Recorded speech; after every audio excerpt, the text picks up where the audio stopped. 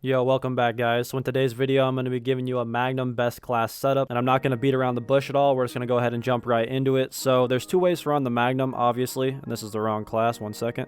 There's two ways to run the Magnum. You can run a dual wield, or you can just run one of them, and a couple attachments are going to vary depending on which way you like to run it.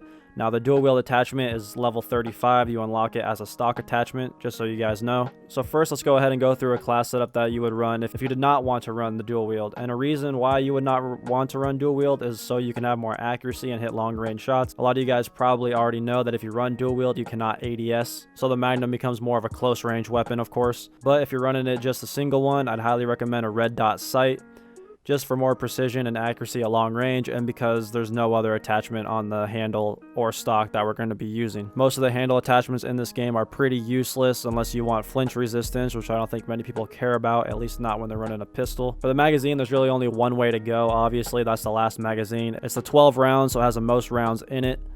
And it's the fast reload mag, so obviously why would you not run this one?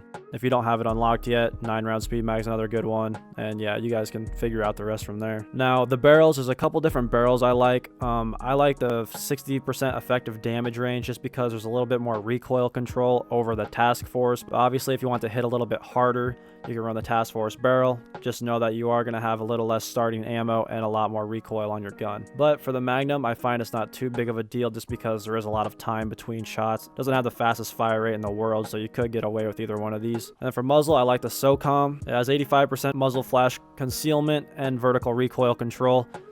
The muzzle concealment I'm not too worried about, but as you can see with all the other barrels, it does have the highest amount of vertical recoil control, which I find to be pretty good. And yeah, I mentioned the red dot sight at the beginning. That's our one attachment there. Now, if one Magnum's not enough for you and you do want to run the dual wield, you could pretty easily just run it in place of the red dot. I mean, all the other attachments are going to pretty much stay the same anyway, just because not much has changed aside from you have 2 of them instead of 1. And since you're not ADSing, we did take the only attachment off that you use while you ADS. Obviously, your best magazine is still going to be the 12 round salvo mag. And obviously, all these handles are still completely useless because what's the point of increasing your ADS speed if you can't ADS? 5 milliwatt laser is definitely what you're going to want to run just because you're not going to be able to ADS. You're going to be hip firing. I guess one thing you could change is the muzzle because obviously you don't need vertical recoil control if you're hip firing.